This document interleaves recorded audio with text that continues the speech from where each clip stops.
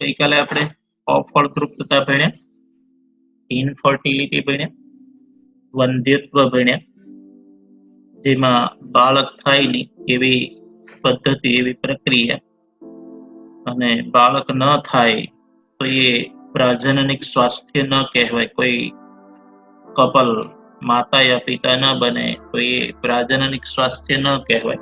તો એના માટે કેટલીક સહાયક પ્રજનન પદ્ધતિ અત્યારની ટેકનોલોજી દ્વારા, અત્યારના વિકસેલા વિજ્ઞાન દ્વારા વિકસાવવામાં આવી. સહાયક પ્રજનન પદ્ધતિનું ઇંગ્લિશ નામ હતું આસિસ્ટેડ રિપ્રોડક્ટિવ ટેકનોલોજી, શોર્ટમાં એને આર્ટ તરીકે ઓળખાવી. અને એ બે પ્રકારની હતી, ઇન વિટ્રો ફલન હતી અને ઇન વિવો ફલન હતી. એમાં ઇન વિટ્રો ફલનની અંદર શરીરની બહાર પ્રયોગશાળામાં ગર્ભનું નિર્માણ કર્યું હતું, ફલન કર્યું હતું, યુગ્મનજ બનાવ્યો હતો, ફલિતાંડ બનાવ્યો હતો, ટેસ્ટ ટ્યુબ બેબી કીધી હતી આપણે, ભ્રૂણ સ્થળાંતરણ, એમ્બ્રિયો ટ્રાન્સફર કીધું. એમાં બી પાછી બે મેથડ હતી, જીફ્ટ ZIFT હતું અને IUT હતું. જીફ્ટ નું full form Z for zygote, I for intra, F for fallopian, T for transfer. Fallopian tube ગુજરાતીમાં અંડવાહિની, એટલે અંડવાહિનીમાં સ્થળાંતર કરતા હતા આપણે. 8 કોષો સુધીની મર્યાદા હતી. 8 કોષોથી ઓછા કોષો તો ફેલોપિયન ટ્યુબમાં, 8 કોષોથી વધુ કોષો તો ગર્ભાશયમાં. ગર્ભાશયને ઇંગ્લિશમાં યુટેરસ કહેવાય. એના ઉપરથી યુટેરાઇન શબ્દ બન્યો, એટલે ઇન્ટ્રા યુટેરાઇન ટ્રાન્સફર, મતલબ IUT, ઇન્ટ્રા યુટેરાઇન ટ્રાન્સફર મતલબ IUT. તો બે મેથડ, 8 કોષોથી ઓછી તો ફેલોપિયન ટ્યુબમાં, અંડવાહિનીમાં 8 કોષોથી વધુ તો ઇન્ટ્રાયુટેરાઇન ટ્રાન્સફર IUT. તો બે મેથડ. આ મેથડ ઇન વિટ્રો ફલનની છે. આ બંને મેથડમાં અંડકોષો અને શુક્રકોષો બહાર પ્રયોગશાળામાં ટેસ્ટ ટ્યુબની અંદર મિલન કરાવી અને ફલન કરાવવામાં આવે અને પછી યા તો અંડવાહિનીમાં યા તો ગર્ભાશયમાં દાખલ કરવામાં આવે. હવે ઇન વિવો મેથડ જોઈએ આપણે, તો ઇન વિવો મેથડની અંદર શરીરની અંદર ફલન કરાવવામાં આવે, બહાર નહીં. ઇન વિટ્રો ફલનમાં બહાર, ઇન વિવોમાં અંદર. આ ઇન વિવો અને ઇન વિટ્રો એ બે આર્ટ છે, બે સહાયક પ્રજનન પદ્ધતિ છે, આસિસ્ટેડ રિપ્રોડક્ટિવ ટેકનોલોજી છે. ઉપરના પહેલા પેરેગ્રાફમાં આર્ટ વિશે આપેલું છે, સહાયક પ્રજનન પદ્ધતિ. તો એમાં બે આર્ટમાં એક ઇન વિટ્રો ફલન ને બીજી ઇન વિવો ફલન. સાઈડમાં આપણે ચાર્ટ ટાઈપ બનાવજો એવું હોય તો. બે મેથડ છે એમ. હવે આપણે ઇન વિવો મેથડ જોઈએ તો એ શરીરની અંદર ફલન કરાવવામાં આવે. તો એ જોઈએ આપણે. એવા કિસ્સાઓમાં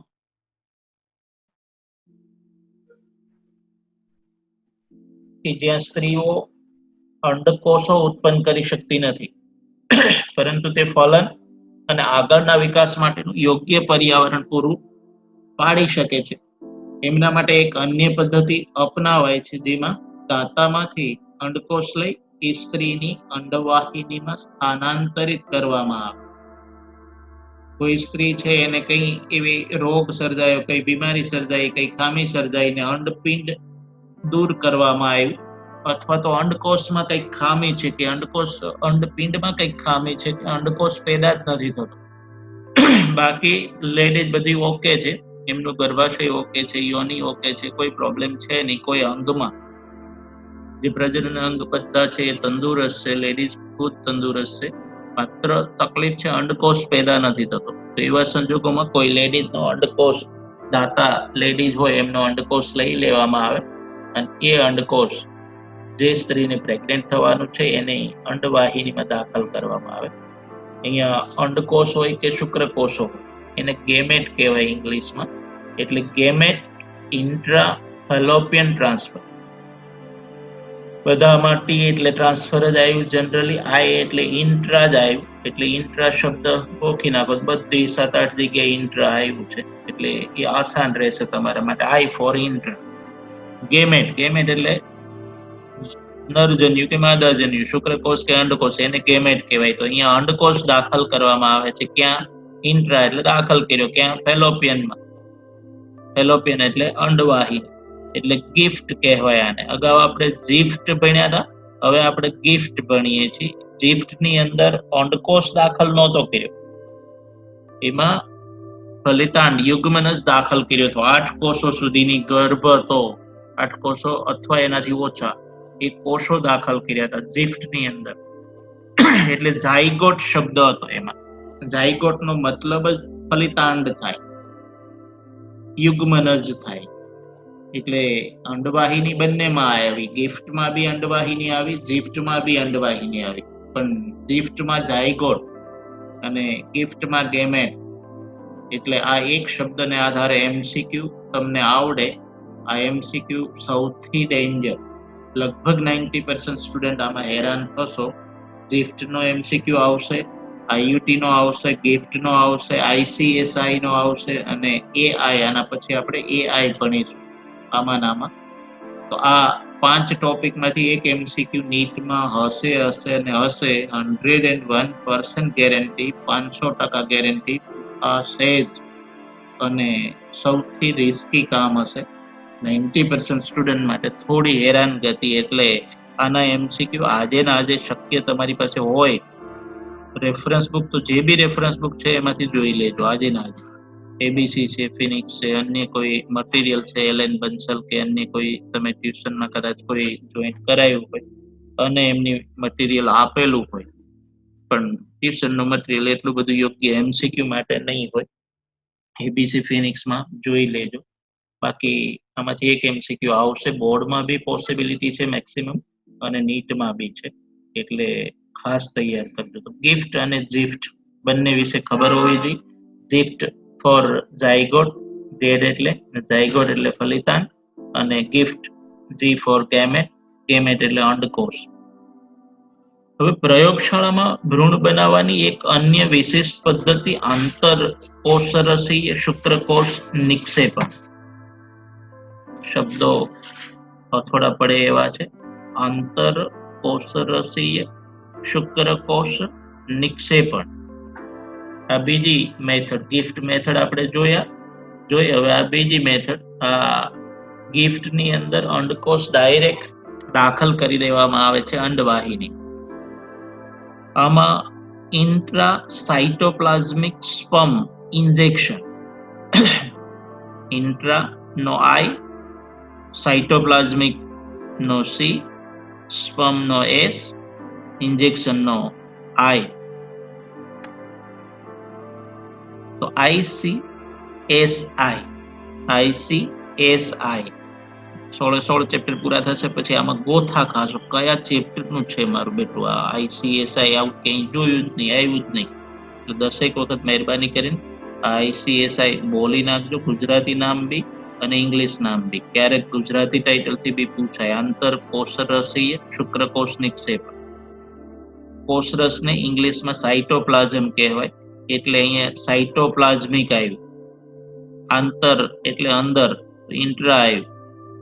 શુક્રકોષને સ્પર્મ કહેવાય ઇંગ્લિશ. નિક્ષેપણ એટલે દાખલ કરવા અંદર, ઇન્જેક્ટ કરવા. ઇન્જેક્ટ ઉપરથી ઇન્જેક્શન શબ્દ બન્યો. ઇન્જેક્ટ કરવું એટલે દાખલ કરવું. ઇન્જેક્સ્યુઅલ જે શિશ્ન દ્વારા વીર્ય યોનિમાં ઠલવાય છે એને ઇન્જેક્સ્યુઅલ કહેવાય. ઇન્જેક્સ્યુઅલ ઇંગ્લિશમાં. એના ઉપરથી ઇન્જેક્શન શુક્રકોષ.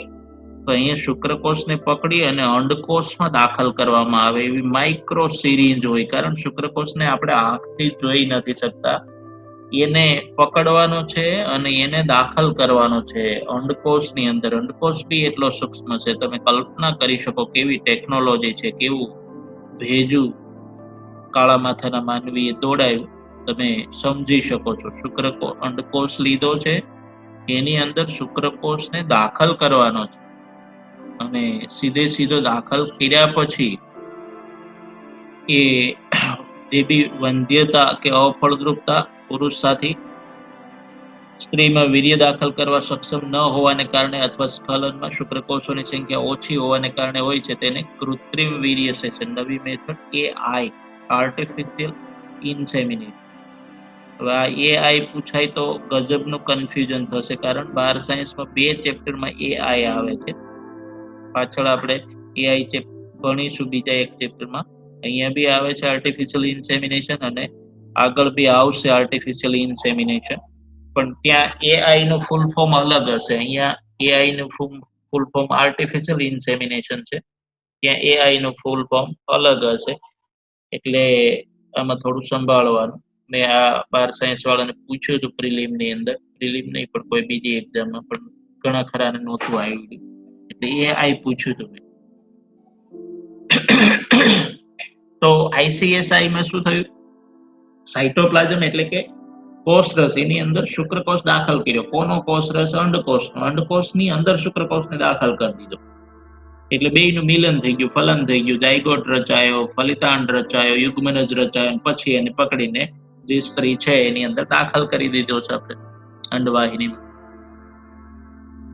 હવે માનો કે કોઈ પુરુષે એ એમની સ્ત્રી સાથીની અંદર વીર્ય દાખલ કરવા સક્ષમ નથી, મતલબ કે એમનો શિશ્નમાં કઈ પ્રોબ્લેમ છે, કુદરતી ખામી સર્જાણી, મતલબ નપુંસકતા આવી ગઈ. ઘણા હવે 40 વર્ષ પછી, 45 વર્ષ પછી, 50 વર્ષ પછી 50%, 60% પુરુષોમાં હવે નપુંસકતા આવે જ છે. એનું કારણ ટોબેકોને લગતી બધી જે બી હેબિટ છે, બેડ હેબિટ, સિગારેટ હોય કે ગુટકા હોય કે મસાલા હોય, તો એના કારણે એ નપુંસકતા આવે. એટલે વીર્ય અંદર યોનિમાં પહોંચે નહીં, કારણ શિશ્નની અંદર એટલું ઉત્થાન જ ના અનુભવી શકે, એટલે એ સેક્સની ક્રિયા યોગ્ય રીતે ન કરી શકે, અથવા તો એમના શુક્રકોષો નરેલા પેદા થતા હોય, ઓછા પેદા થતા હોય, શુક્રકોષોમાં જે ચલિતતાનો પાવર હોય એ બહુ ઓછો હોય.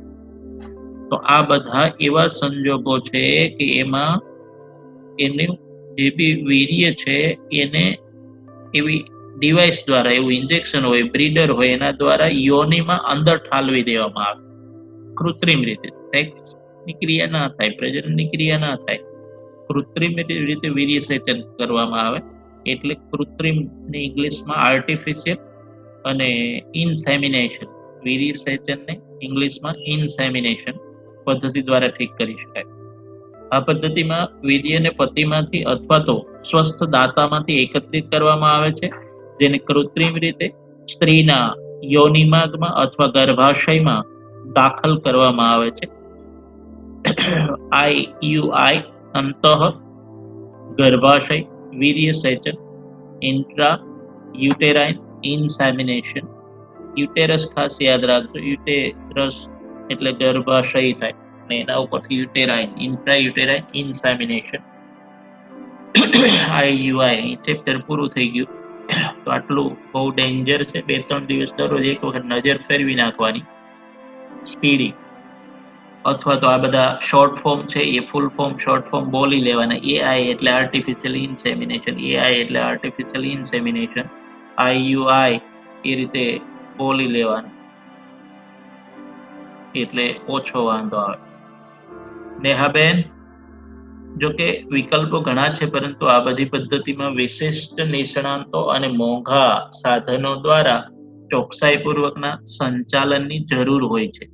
તેથી આ સવલતો હાલમાં આપણા દેશમાં ખૂબ જ ઓછા કેન્દ્રોમાં ઉપલબ્ધ છે. દેખીતી રીતે આનો લાભ ખૂબ જ મર્યાદિત સંખ્યાના લોકોને પરવડે છે. આ પદ્ધતિઓને અપનાવવામાં ભાવનાત્મક, ધાર્મિક અને સામાજિક પરિબળો પણ અડચણરૂપ બને છે. આ બધી પદ્ધતિઓનું અંતિમ લક્ષ્ય સંતાન પ્રાપ્તિ છે. ભારતમાં અનેક અનાથ અને નિરાધાર બાળકો છે. તેમની જો દેખરેખ નહીં કરવામાં આવે તો તે કદાચ પુખ્તતા સુધી જીવિત રહી ન શકે.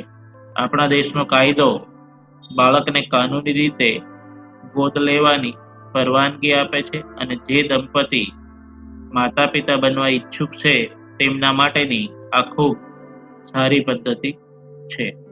એ બાજુ ચાલવા નથી પેલી કે શું છે મૂડમાં નથી, આખો પેરેગ્રાફ ટીકી નાખ. હા, તો આ બધી મેથડ છે એ મેથડ ખર્ચાળ છે. ખર્ચાળ એટલે મતલબ 3-3 લાખનો ખર્ચો થાય અને એના પછી બી સફળતા મળે એની કોઈ ગેરંટી નહીં. 2 લાખ, 2.5 લાખ, 3 લાખ, 5 લાખ સુધીનો ખર્ચો થાય. એટલે ખૂબ ખર્ચાળ મેથડ છે એમ. ખૂબ એટલે ખૂબ ખર્ચાળ, અને એના પછી સફળતા મળે તો ઠીક છે, લોકો રિસ્ક લઈ લે. સફળતાનો દર પાછો બહુ ઓછો છે. એટલે અમુક જે પૈસાદાર પબ્લિક છે, જે ક્રીમ પબ્લિક છે સમાજમાં, જે રીચ પબ્લિક છે, શ્રીમંત, એ લોકોને આ પદ્ધતિઓ બધી પરવડે. મિડલ ક્લાસને પરવડે તેમ નથી, ગરીબને તો વિચારવાનું જ નથી.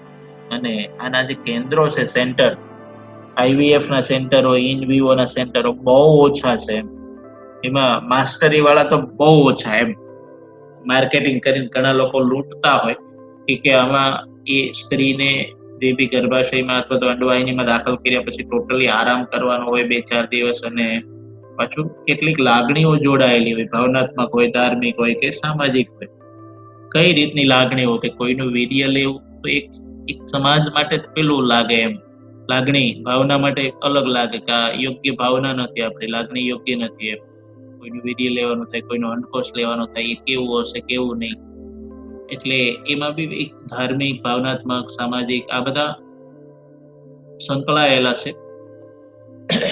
લોકોને ધર્મ નડતો હોય કે વિકી ડોનર, મતલબ કોઈ બી ડોનર હોય, અંડકોશનો ડોનર હોય કે શુક્રકોશનો, એ કોણ છે એ બધું સસ્પેન્સ રાખવામાં આવતું હોય એમ.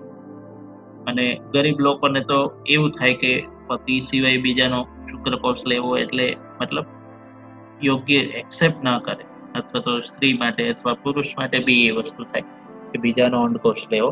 ક્યારેક ક્યારેક આ લોકો જે ચીટિંગ બી કરતા હોય, કોઈ હોસ્પિટલની અંદર જેન્ટ્સ સ્ટાફમાં હોય તો એમના બી સ્પર્મ લઈ લેવામાં આવતા હોય. લેડીઝ સ્ટાફમાં હોય, માનો કે કોઈ નર્સ છે, તો એમના બી અંડકોશ લઈ અને પ્રોસેસ કરી દેતા હોય, ફ્યુઝ કરી દે. ફ્યુઝ બંને શુક્રકોષને અંડકોષનું મિલન કરી દે, ફ્યુઝ કરી દે. ઘણી વખત નર્સ હોય એમના બી. ગુડ ન્યૂઝ મૂવી કદાચ તમે જોયું હશે, જબરદસ્ત કોમેડી મૂવી, મજા આવી જાય એવું છે. આનો જ આખો ટોપિક છે ગુડ ન્યૂઝ, અક્ષય કુમારનું મૂવી. એની અંદર આખો આનો ટોપિક બહુ સરસ રીતે ડાયરેક્ટરે, પ્રોડ્યુસરે એની અંદર રજૂ કરેલો છે. બહુ સરસ ટોપિક છે. આ જ ટોપિક છે ટોટલી.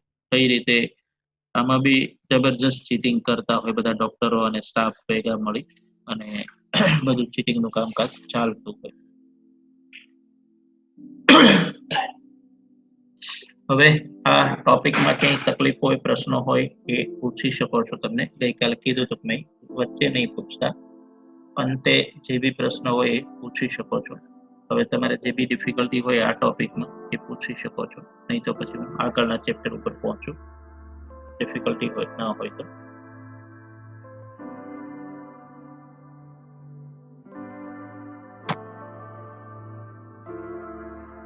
ડિફિકલ્ટી હોય તો, કોઈ ટોપિક સમજમાં ના આવ્યો હોય તો પૂછી શકો છો.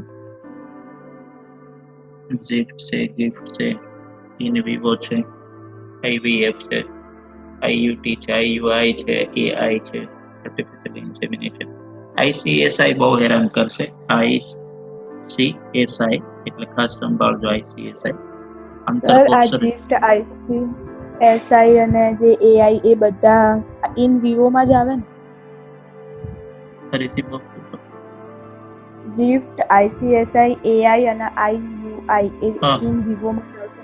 હા.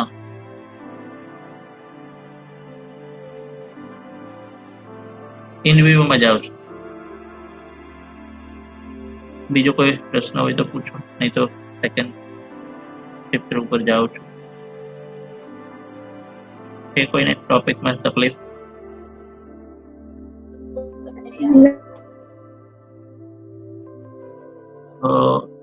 ખાસ આ 2-3 દિવસ આ એક પેજ સાચવી લેજો. બાકી આખું ચેપ્ટર કોઈ પ્રોબ્લેમ નથી. આખું ચેપ્ટર મારે ક્લાસમાં રિવિઝન કરાવવાનું થશે તો અડધો કલાકથી કલાકમાં હું આખું ચેપ્ટર ખેંચી કાઢીશ. પણ આ એક પેજ ખાસ એ રિવિઝન કરાવ્યા પછી બી આ શોર્ટ ફોર્મ ને ફૂલ ફોર્મ તમારે કરવા પડશે. એટલે એ ખાસ સંભાળજો, એ હેરાન કરનારા છે.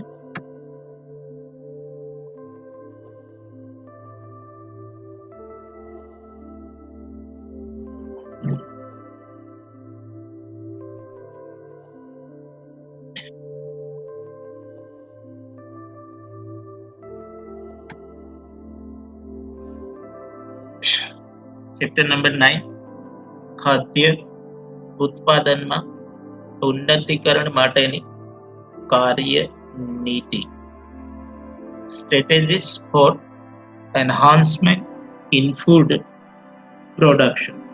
ખાદ્ય ઉત્પાદનમાં ઉન્નતીકરણ માટેની કાર્યનીતિ, strategies for enhancement in food production. Strategies for enhancement in food production. બોર્ડમાં આ ચેપ્ટર 7 માર્ક્સનું છે. 7 માર્ક્સ પૈકી 3 માર્ક્સના 3 MCQs આવશે અને 4 માર્ક્સનો એક ક્વેશ્ચન આવશે. 4 માર્ક્સના ટોટલ 4 પ્રશ્નો તમારે બોર્ડમાં આવશે. 16 માર્ક્સ ટોટલ મળશે તમને. એમાંથી આ ચેપ્ટર એવું છે કે આમાંથી 4 માર્ક્સનો એક પ્રશ્ન આવશે અને 4 માર્ક્સનો પ્રશ્ન હોય એટલે એ ચેપ્ટર બહુ સંભાળવાનું. 4 માર્ક્સ ક્યારેય જવા ન જોઈએ. 4 માર્ક્સનો સેક્શન છે એ પેપરમાં એનાથી જ શરૂઆત કરવાની. પેલા 4 માર્ક્સનો લખવાનું બોર્ડના પેપરમાં, પછી 3 માર્ક્સનો, પછી 2 માર્ક્સનો. કારણ કે 2 માર્ક્સમાં એકાદ 2 પ્રશ્ન તમને હેરાન કરશે બોર્ડમાં. ક્યાંથી પૂછાયો એ જ ખબર નહીં હોય, કયા ચેપ્ટરમાંથી. એટલે જવાબ આન્સર વિશે વિચારવાનું જ નહીં જોઈએ. એવા એકાદ 2 પ્રશ્નો હશે જ હેરાન કરનારા. એટલે જનરલી આ સેક્શનથી ચાલુ કરવાનું થાય 4 માર્ક્સ. એટલે 4 માર્ક્સના 5 ચેપ્ટર છે. 4 પ્રશ્નો પૂછાશે પણ એકાદ ઓપ્શનમાં 2 હશે. એટલે આમાંથી 4 માર્ક્સનો એક પ્રશ્ન આવશે. એટલે ટોટલ 7 માર્ક્સનું ચેપ્ટર, 3 માર્ક્સના 3 MCQ અને 4 માર્ક્સનો એક પ્રશ્ન. 4 ને 3 7 અને 3 માર્ક્સનો એક પ્રશ્ન ઓપ્શનમાં હશે, ફરજિયાત નહીં. એટલે આખું ચેપ્ટર પરફેક્ટ કરો તો એકચ્યુઅલી 10 માર્ક્સ મળે. જો 3 માર્ક્સનો પ્રશ્ન આ ચેપ્ટરનો લખો તો 10 માર્ક્સ મળે. અને ખૂબ આસાન ચેપ્ટર છે. નીટની વાત કરીએ તો યા તો 8 માર્ક્સ યા તો 12 માર્ક્સ, મતલબ 3 પ્રશ્નો કે 2 પ્રશ્નો પૂછાશે. આમાંથી 2 કે 3 પ્રશ્નો પૂછાશે. એટલે બહુ આસાન હશે. એકાદો પ્રશ્ન થોડો હેરાન કરનારો ખરો. બાકી યા તો 8 માર્ક્સ યા તો 12 માર્ક્સ, મતલબ 2 પ્રશ્નો કે 3 માર્ક્સ પ્રશ્નો નીટમાં પૂછાશે. નીટમાં જે બી હું કહું છું એ બધું ફિક્સ ન હોય. ક્યારેક કોઈ ચેપ્ટરમાંથી વધારે પૂછે, ક્યારેક કોઈ ચેપ્ટરમાંથી ઓછું પૂછે. પણ ટૂંકમાં 2 પ્રશ્નો આમાંથી આવે જ છે, ક્યારેક 3 પૂછે છે. એટલે નીટની એ રીતની તૈયારી કરજો. વિશ્વની વધતી જતી જનસંખ્યાની સાથે ખાદ્ય ઉત્પાદનની વૃદ્ધિ પણ એક અગત્યની આવશ્યકતા છે.